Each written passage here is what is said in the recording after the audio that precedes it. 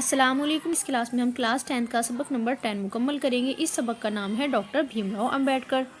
تو بھیم راؤ امبیڈکر کون ہے؟ تو آپ سبھی جانتے ہیں کہ بھیم راؤ امبیڈکر ہمارے ملک کی ایک بہت ہی عظیم ہستی ہیں۔ تو انہوں نے کیا کیا ہے؟ انہوں نے ہندوستان کے مختلف حصوں میں کی جانے والی چھوت چھات اور بھید بھاؤ کو ختم کیا ہے۔ انہوں نے اپنی پوری زندگی تفریق کو ختم کرنے میں صرف کر دی۔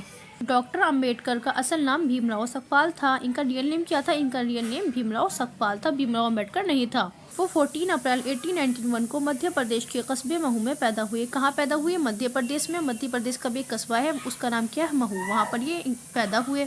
ان کا تعلق مہاراشٹر کے مہار خاندان سے تھا۔ اس زمانے میں چھوت چھات کی وبا عام تھی، یعنی بیماری پھیلی ہوئی تھی۔ ڈاکٹر امبیڈکر کو بچپن ہی سے اس قسم کے بھید بھاؤ اور ناانصافی کا سامنا کرنا پڑا۔ یعنی کہ بھیم راؤ امبیڈکر نے کیا کیا؟ بچپن سے ہی ان بھید بھاؤ کا سامنا کیا، بھید بھاؤ کو سہا، برداشت کیا اور اتنی ساری تکلیفیں برداشت کی۔ ایک دفعہ وہ اسکول جا رہے تھے کہ بہت زور کی بارش ہو گئی۔ وہ ایک مکان کی دیوار کے سہارے کھڑے ہونا چاہتے تھے۔ مکان کی مالکہ نے انہیں ڈانٹا اور وہاں سے چلے جانے پر مجبور کیا۔ یعنی کہ وہ اسکول جا رہے تھے اور بارش شروع ہو گئی، وہ ایک مکان کے نیچے کھڑے ہو گئے۔ جس مکان کے نیچے وہ کھڑے ہوئے وہ کس کا تھا؟ وہ ایک اونچی ذات والے کا مکان تھا۔ تو اس کی مالکہ نے ان کو ڈانٹ کر بھگا دیا۔ وہ نہیں چاہتی تھی کہ چھوٹی ذات کا کوئی فرد اس کے مکان کی دیوار کے پاس کھڑا رہے، تو انہوں نے کیا کیا؟ ان کو وہاں سے بھگا دیا۔ ڈاکٹر امبیڈکر اپنے استادوں کا بے حد احترام کرتے تھے، یعنی عزت کرتے تھے اپنے ٹیچرز کی۔ ستارہ کے ایک اسکول میں امبیڈکر نامی ایک استاد تھے۔ استاد کا نام کیا تھا؟ امبیڈکر، جو ذات پات کی تفریق کو نہیں مانتے تھے۔ وہ سب کے ساتھ برابری کا سلوک کرتے تھے۔ وہ بھیم راؤ کو بہت چاہتے تھے۔ استاد اور شاگرد کا یہ رشتہ ایسا مضبوط ہوا کہ آگے چل کر بھیم راؤ سکپال سے بھی بھیم راؤ امبیڈکر بن گئے۔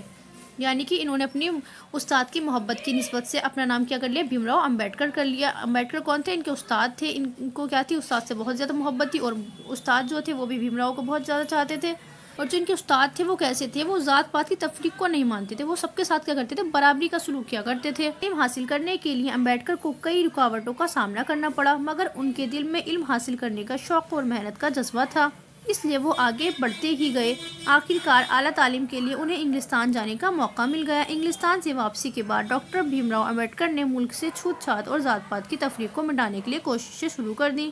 اب کیا ہوا؟ یہ اعلیٰ تعلیم حاصل کرنے کے لیے انگلستان چلے گئے۔ اب انگلستان سے واپسی پر کیا ہوا؟ انہوں نے چھوت چھات کی تفریق کو ختم کرنے کی کوشش شروع کر دی۔ یہ کیا چاہتے تھے؟ یہ چاہتے تھے کہ جو ہندوستان سے چھوت چھات ہے، یہ جو تفریق ہے، یہ جو لوگ فرق کرتے ہیں، اس کو کیا کر دیا جائے؟ ختم کر دیا جائے۔ تو انہوں نے کیا کرنا شروع کر دیا؟ انہوں نے کوششیں کرنے شروع کر دی۔ چھوت چھات کی اس لعنت نے ملک کو کافی نقصان پہنچایا، کیونکہ لوگ کیا کرتے تھے؟ لوگ اونچی ذات کے لوگ نیچی ذات کے لوگوں کے ساتھ بدسلوکی کرتے تھے، ان کو اپنے ساتھ بیٹھنے نہیں دیا کرتے تھے، خود اوپر بیٹھتے تھے تو ان کو نیچے بٹھایا کرتے تھے۔ تو کیا تھا؟ یہ بیماری بہت ہی زیادہ پھیلی ہوئی تھی۔ تو جو بھیم راؤ امبیڈکر ہے، انہوں نے اس کو ختم کرنے کی پوری کوشش کی، اپنی جی جان لگا دی۔ انہوں نے جی جان لگا کر ان کو ختم کر ہی دیا۔ اس کی وجہ سے ملک کا ایک بڑا طبقہ غربت اور جہالت کا شکار رہا۔ امبیڈکر نے اپنے جیسے کمزور انسانوں پر ہونے والے ظلم اور ناانصافیوں کے خلاف آواز اٹھائی۔ یعنی کہ جن لوگوں کے ساتھ ناانصافی ہو رہی تھی، بھید بھاؤ ہو رہا تھا، تو امبیڈکر نے کیا کر دیا؟ آواز اٹھانی شروع کر دی۔ اب کیسے آواز اٹھائی؟ انہوں نے گاؤں اور شہر جا کر لوگوں کو بیدار کیا، یعنی لوگوں کو جاگروک کیا، لوگوں کو جگایا اس چیز سے، ان کے دل سے خوف دور کیا اور ان میں خود اعتمادی پیدا کی۔ خود اعتمادی کہتے ہیں کانفیڈنس، یعنی سیلف کانفیڈنس پیدا کیا ان لوگوں کے اندر۔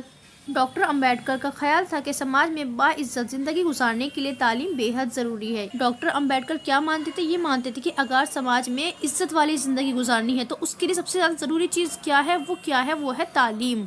ابھی جو سماج کے اندر بھید بھاؤ ہو رہا ہے، جو سوشل ڈسکرمنیشن ہے، اس کو ختم کرنے کا سب سے اچھا طریقہ جو ہے وہ کیا ہے؟ ایجوکیشن ہے۔ یعنی کہ ایجوکیشن کے ذریعے ہی ہم کیا کر سکتے ہیں؟ یہ سوشل ڈسکرمنیشن کو ختم کر سکتے ہیں۔ تعلیم بہت سی برائیوں کو ختم کر دیتی ہے۔ انہوں نے کمزور طبقوں کی تعلیم کے لیے ادارے قائم کیے، اسکول اور کالج کھولے، مردوں کے ساتھ عورتوں کی ترقی پر بھی توجہ کی، یعنی مردوں کی تعلیم کے ساتھ عورتوں کی تعلیم پر بھی انہوں نے توجہ دی، اور انہوں نے اسکول اور کالج قائم کیے۔ ان کے لیے سماج میں برابری کے حقوق کی وکالت کی، یعنی کہ سماج میں عورتوں کو اور مردوں کو برابر حق دیے جائیں، اس چیز کی انہوں نے کیا کی؟ وکالت کی۔ ڈاکٹر امبیڈکر نے ہمیشہ قومی اتحاد اور یگانگت پر زور دیا۔ ان کا اہم کارنامہ ہمارے ملک کا دستور ہے، یعنی قانون ہے۔ جب ہمارا ملک آزاد ہوا تو اس کا دستور بنانے کی ذمہ داری ڈاکٹر امبیڈکر کو سونپی گئی، اس لیے انہیں بھارت کے دستور کا معمار کہا جاتا ہے۔ بھارت کا یہ عظیم رہنما 6 دسمبر 1954 کو اس دنیا سے چل بسا۔ یعنی کہ ان کی وفات کب ہوئی؟ ان کی وفات 6 دسمبر 1954 کو ہو گئی۔ آئیے اس کے سوال و جواب مکمل کر لیتے ہیں۔ سوال نمبر 1 ہے، ڈاکٹر امبیڈکر کا پورا نام کیا تھا؟ ان کا تعلق کس خاندان سے تھا؟ اس کا جواب ہوگا ڈاکٹر امبیڈکر کا پورا نام بھیم راؤ سکپال تھا۔ ان کا تعلق مہاراشٹر کے مہار خاندان سے تھا۔ سوال نمبر 2، بھیم راؤ کے نام میں امبیڈکر کیوں شامل ہوا؟ تو اس کا جواب ہوگا ستارہ کے ایک اسکول میں جہاں بھیم راؤ پڑھتے تھے، امبیڈکر نام کے ایک استاد تھے جو چھوت چھات اور ذات پات کی تفریق کو نہیں مانتے تھے۔ وہ بھیم راؤ کو بہت چاہتے تھے۔ استاد اور شاگرد کا یہ رشتہ اتنا مضبوط ہوا کہ بھیم راؤ نے امبیڈکر نام کو اپنا حصہ بنا لیا۔ اس طرح بھیم راؤ کے نام میں امبیڈکر شامل ہو گیا۔ سوال نمبر 3 ہے، چھوت چھات سے ملک کو کیا نقصان پہنچا؟ تو اس کا جواب ہوگا چھوت چھات سے ملک کو کافی نقصان پہنچا اور ملک کا ایک بڑا طبقہ غربت اور جہالت کا شکار رہا۔ سوال نمبر 4، بھیم راؤ امبیڈکر کا سب سے اہم کارنامہ کیا ہے؟ تو اس کا جواب ہوگا بھیم راؤ امبیڈکر کا سب سے بڑا کارنامہ یہ ہے کہ جب ملک آزاد ہوا تو اس کا دستور یعنی اس کا قانون بنانے کی ذمہ داری بھیم راؤ امبیڈکر کو سونپ دی گئی، اس لیے انہیں بھارت کے دستور کا معمار بھی کہا جاتا ہے۔ نیکسٹ